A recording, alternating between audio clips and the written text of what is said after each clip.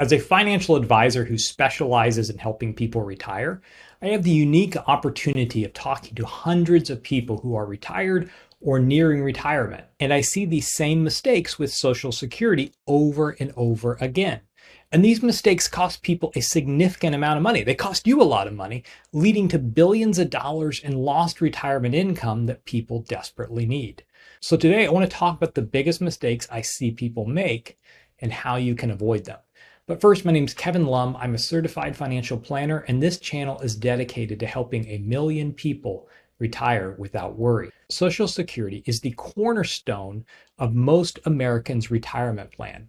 For most of you, it's going to represent a significant portion of your income in retirement. Yet, despite its importance, many people make critical errors when it comes to claiming their Social Security benefits. Now, these mistakes stem from a lack of understanding of how the system works, or poor advice, maybe on YouTube, or frankly from fear about the future of Social Security itself. Now, before diving into the mistakes, a bit of framing will be helpful. Social Security for most retirees will be the biggest bucket of guaranteed income that you'll have during your retirement years. But what makes it even more powerful is that it is pegged to the real rate of inflation. If inflation jumps by 20%, then your Social Security payment will jump by 20%. That type of protection is impossible to get from any other source. If you don't believe me, walk into any insurance agent in the country and tell them you'd like an annuity pegged to the real rate of inflation, and they'll laugh you out of the office. Even pension programs that offer inflation protection often cap the benefit. So maybe it's 2% a year or 3% a year. So not only does Social Security make up the largest portion of most retirees' income, it's also the best defense we have against future inflation. But the benefit and the problem is that the Social Security program is quite flexible and allows for many variations in how people claim their benefits. And it's that flexibility that often trips people up. The first mistake I see is that people claim their Social Security benefit entirely too early. Now, before I dive into this mistake, a very, very abbreviated overview of how Social Security payments work. Technically, you can start benefits at age 62, but for every year you wait between the ages of 62 and 70, you get a bump in benefit of about 5 to 8% a year. And there are various calculations that go into that. If you look at your Social Security statement, you can figure out exactly what those differences are. But that income is guaranteed for life, and it's inflation protected, and it's impossible to replicate in any other way. But like I said, one of the mistakes I see is that people claim their benefit too early. And they claim their benefit too early for a number of reasons. The biggest reason I see that people claim their benefit early is they just can't work another day, and it feels like the only way they can make their retirement plan work is by claiming Social Security early. But in reality, most people would be better off spending down their nest egg, their taxable account or their IRA or their 401k, and delaying Social Security benefits because it provides more protection and guaranteed income throughout retirement and can actually allow you to draw down those accounts in a more tax efficient manner.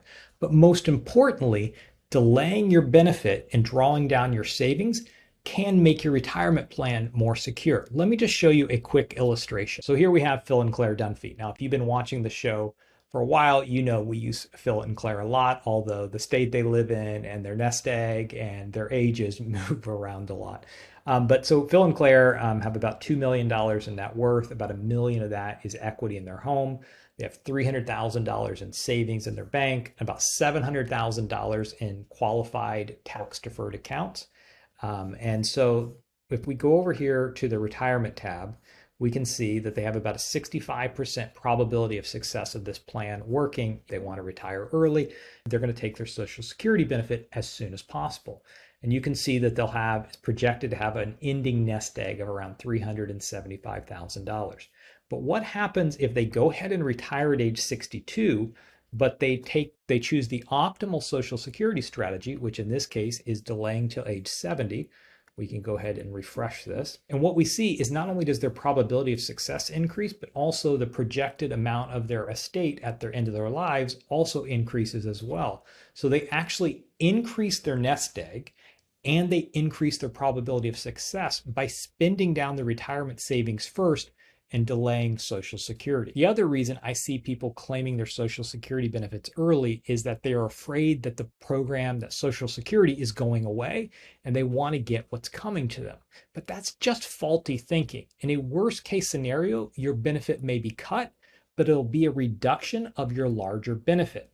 But as I laid out in great detail, and I will link to that episode right here, the chance of your benefit being cut is quite slim. Another reason people claim their benefit early is because they underestimate their longevity. They think, I want to get mine before I pass, and I have to live longer to make it worthwhile. But in reality, if you are a 65-year-old male today, your life expectancy is about 17 more years. And if you're a female, your life expectancy is nearly 20 years. And depending on where you live, it could be much higher. But what happens is many people look at national averages, and because they don't understand statistics, they assume on average they have less than 10 years left to live, at least if you're a man. So they better claim all their benefits as soon as possible. But what we forget is that those numbers take into account child mortality. Once you look at people who actually reach their full retirement age, the average life expectancy is much higher than the average that often gets quoted. When planning for Social Security, we can see that there's a break-even point, the age that you have to live to make it worthwhile delaying your benefits. And for the majority of people, if you've made it to the age of 65, your odds of making it to that break-even point are quite high. Let's take a look at what that calculation looks like really quick. So here we are back at Phil and Claire's plan, and Phil's Social Security benefit at his full retirement age is $3,200. Claire's full retirement benefit is $2,000. So we can come into the Social Security tab and we can look at claiming as early as possible versus the optimal strategy. And as we can see, claiming early could mean if Phil lives to age 92 and Claire lives to age 95, could mean $1 million less in income. So we can see here the break-even point. As long as they live past age 78, then it makes sense to choose the optimal strategy of delaying their Social Security benefit rather than filing early. And as we showed right here, it can make a significant difference. But we can also look at a summary, right? So we can see that the optimal strategy could provide about $3.3 million in income over their life. Early as possible is about $2.3 million. The full retirement age could be $2.9 million. And so we can also see, okay, is it as big? What if we, instead of doing optimal, what if we waited to the full retirement age? It's $600,000 less. Let's see what the break-even point is. 76 years of age. So you don't have to live quite as long to make those numbers work. And there are a number of variations, right? One spouse could claim early, the other one could delay. There's not a perfect answer, but you want to run your numbers and play with these numbers and see, does it make sense for me to delay my Social Security or claim early? Now, if you want to run some of your own calculations, I will put a link in the show notes and you can create an account on Right Capital and you can play around with some of this. The other reason I see people claim Social Security early is completely psychological. Even if they've run the numbers and know that it makes more sense to delay, there's something that's really reassuring about having fixed guaranteed income coming in every month instead of watching your nest egg, this money that you spent a lifetime building up, beginning to be drawn down more and more and more, and you have no fixed income coming in. And so even though you know it doesn't make sense to claim Social Security early, it just feels better from a psychological standpoint. But as you saw earlier, delaying and drawing down your investments makes your retirement more safe, not less. Now, there are great reasons to claim Social Security early. The most important being you're in poor health. But even then, if you are married and have the larger benefit, you may want to delay to maximize the benefit for your surviving spouse. The second mistake I see people make with Social Security is they overlook the tax implications. Many people are surprised to learn that their Social Security income can be taxable, which often catches people off guard, right? They assume that Social Security was tax-free, right? They paid into this program for all these years, and then when they take the money out, you would assume that it's tax-free, but that's not always the case. And the interaction between Social Security benefits and other sources of income, such as withdrawals from your retirement accounts or your annuity or your pension, can be complex. For example, taking large distributions from your 401k or your IRA could push you over a certain break point, resulting in a higher percentage of your Social Security benefits being taxed. I have another video where I go much deeper into how your Social Security benefits are taxed, so I'm not going to go into that here. You can go watch that video later. But what you need to know is that the decision of when to claim Social Security isn't just about the timing and maximizing your Social Security payment. It's also about understanding how your benefits will be taxed and how they interact with your other sources of income. And failing to account for these tax implications can lead to some unpleasant tax surprises and reduce your overall retirement income because you are paying Uncle Sam more than you need to. I always tell people I am fine paying my fair share. I just don't want to tip the government. And what I find is that a lot of people are tipping the government. And so without proper planning, you can have less money and pay more money in taxes. Let me just show you a quick scenario of what that looks like. So here we are back in the retirement tab. So we have claiming Social Security as long as possible. So we're going to see a lower payout from Social Security, assuming we live beyond the break-even point. So let's look at the tax tab and see what the total tax will be. So let's go over here to the distribution tab. We can do a comparison. And the total taxes paid with a little Roth conversion, I have a little Roth conversion calculated in here, is about $281,000 in this scenario if they claim Social Security as early as possible. Now remember, if they claim early, they have a smaller nest egg and they receive less from Social Security, assuming that they live past the break-even point. But their total federal taxes paid with a little Roth conversion will be about $281,000. Now I've already gone and run the calculation, so I don't have to go back and forth again. But so I'm going to flip over to the other screen. But if we take Social Security to age 70, delay, we're going to receive a larger benefit, at least they're calculating a larger benefit, have a larger nest egg, and with Roth conversions, pay less in taxes. So instead of $280,000, we pay $191,000 in taxes over the life of this plan. And the reason you see that big difference, even though you have a larger pot of money, by delaying your Social Security, you pay less in taxes, because with a Roth conversion, if you delay receiving your Social Security benefit, you have a few years that you can convert at a lower tax bracket. Therefore, taking that chunk of money that's in a tax deferred account, converting it over to a Roth at a very low tax bracket. And then once you've converted that money, then you can flip on Social Security. And if you get that sequence just right, it's very possible that you'll convert at a low tax bracket, and you'll also avoid paying any tax on your Social Security benefit.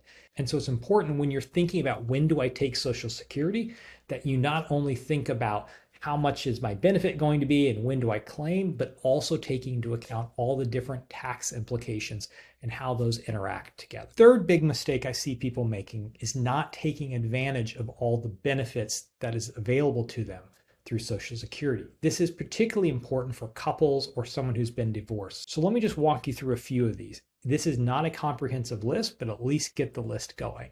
The first thing people forget about is the spousal benefit. So as a reminder, if you're married and one spouse stayed at home or earned significantly less, then you can qualify for 50% of the full retirement benefit, the primary insurance amount at their full retirement age, of the higher earning spouse.